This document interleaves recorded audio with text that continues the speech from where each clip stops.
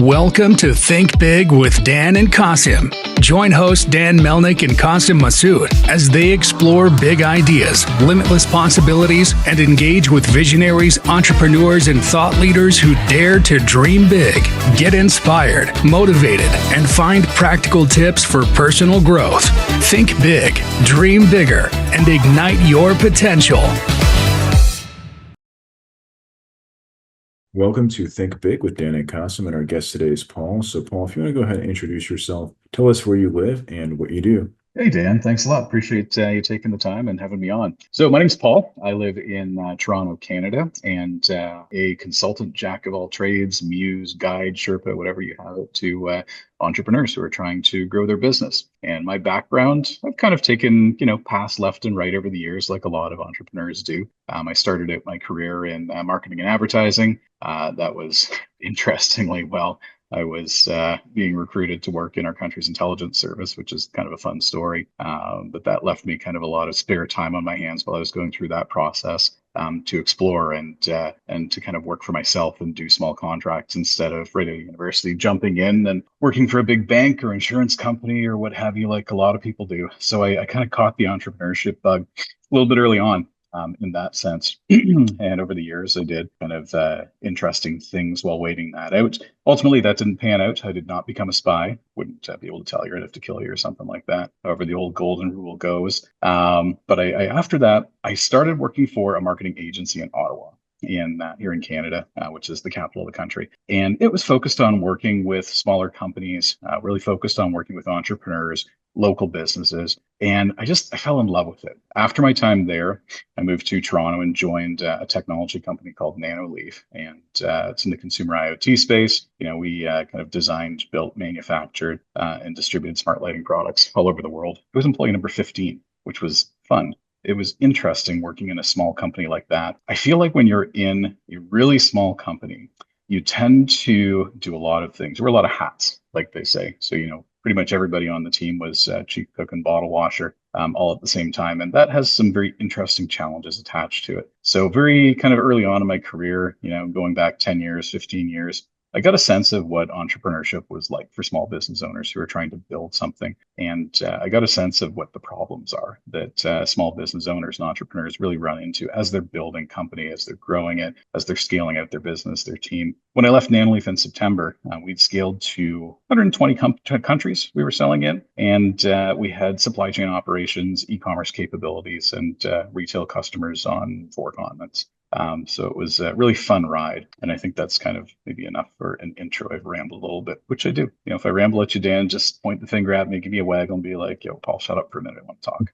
No worries. No, yeah. So I guess in terms of, so essentially it was kind of, you were part of like some early stage companies. Even before that, you kind of had this interest in it because you were, kind of working on becoming a spy in Canada. So you had all this free time. So it was kind of like figuring out, okay, what do you want to do? How can you help, founders, or do you just kind of want to get into entrepreneurship yourself? Is that kind of, Yeah.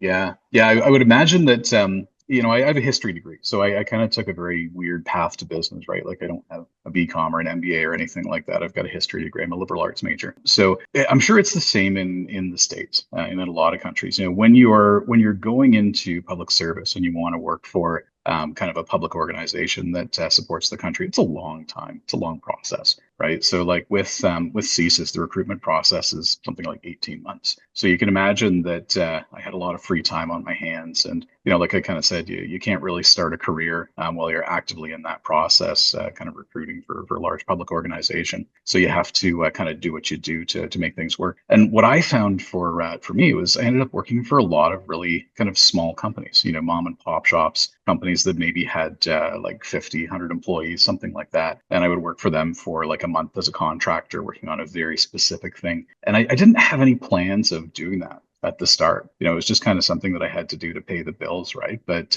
when I got into it, I was like, wow, this is really cool. I'm actually sitting here solving problems for these companies that are employing, a handful of people here and there. But our economy is made up probably about 50% of small businesses, at least the number of companies that are out there. So, it's a pretty big pool. And I've read numbers that or seen numbers in the States where it's pretty similar, like Main Street versus Wall Street, right? Like there's a lot of business being done on Main Street, and the needs of folks who are in Main Street it's very different from the needs of folks who are on Wall Street. Yeah, 100%. So I guess in terms of what you're doing today, like, you kind of mentioned that you're helping founders, early stage founders. Can you just talk more about that, like industries that you kind of specialize in, or even, where folks are located? They're mostly in Canada, US, other countries. What do those things look like for you? Yeah, so for me and for the work that I'm doing today, I kind of sat down and in December I was having a little bit of a chit chat with friends over the beverages that you have with friends over the holidays, and one of them said to me, what do you want to do when you grow up? Like, what do you want to do with this working for yourself thing? Like, what's your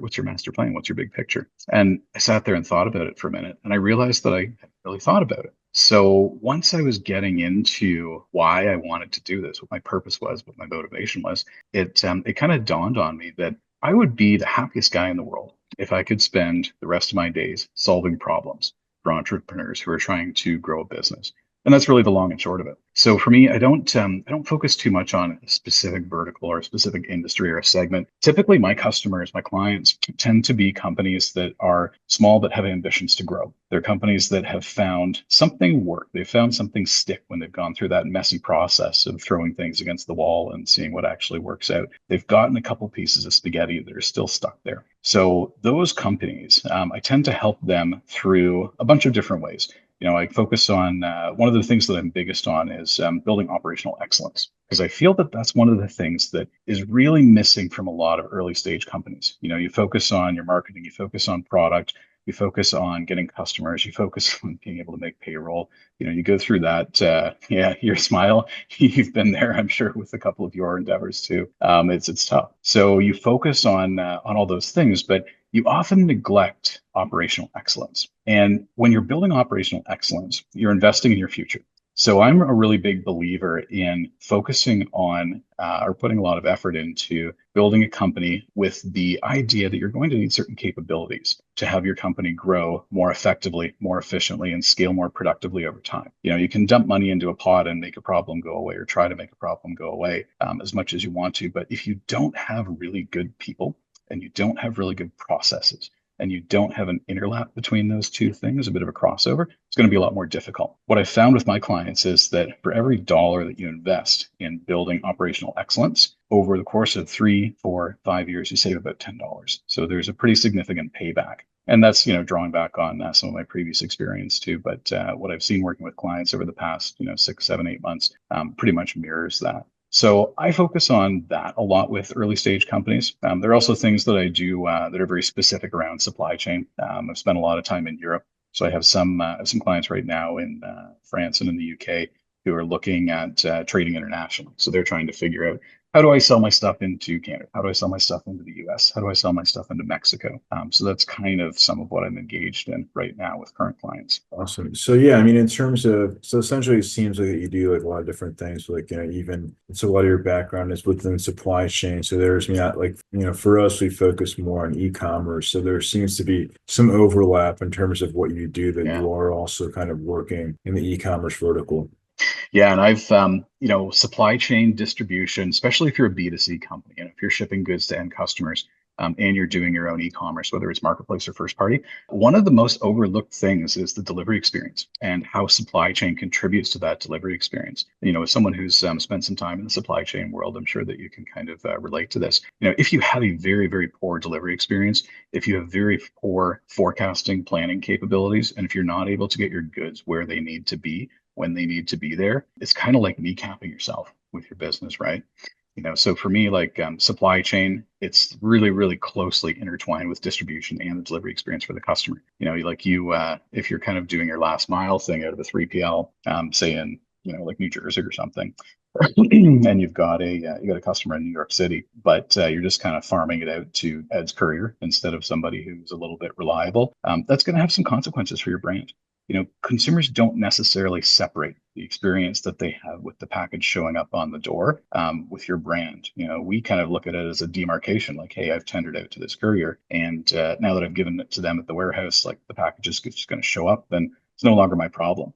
But the consumer looks at it from a very different light. They look at it and say, hey, I've ordered this thing. I've got this tracking number in my email. I've got this shipping notification. And well, that's weird. My package is in Idaho. Why is my package in Idaho? This doesn't make any sense. So they contact the brand, and the brand says, "Oh, that's weird. We'll get back to you." So they contact the courier, and the courier says, "You're not actually our customer. We can't talk to you." And the brand says, "What?" And the courier says, "It was shipped by this warehouse, this 3PL." And then you say, "Oh, okay." So you contact the warehouse, and the warehouse says, "Huh, that's weird. We'll get back to you." Imagine what's going on in your customer's mind while all that's unfolding, right? Like you've paid, I don't know, 300-400 bucks for something potentially, and you've waited like 5, 6, 7 days. All of a sudden, it's 14 days, maybe it's 21 days, because you chose the wrong carrier partner as a brand. That's a really, really bad experience. And that person who bought something from you is never going to say, "Oh, I ordered this thing from this company, and it showed up 30 days later, but it wasn't their fault." They're going to be like, "Oh yeah, no, it took 30 days to get here. That sucks. I'm out. I'm going to go buy from somebody else from a different kind of company doing the same thing." So like it's often overlooked. One of the things I focus on with supply chain is how do you minimize and eliminate that?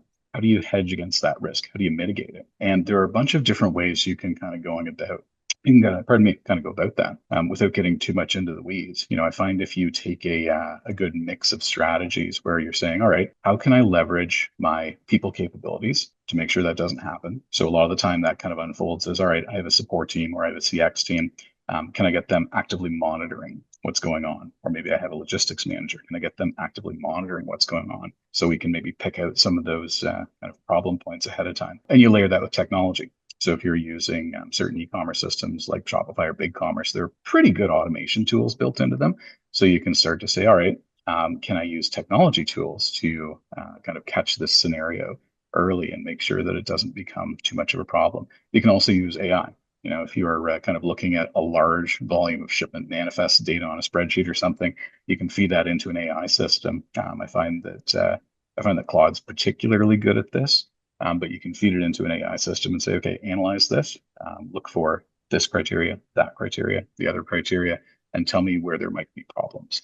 And it will sometimes spit out things that you hadn't even considered that are valid.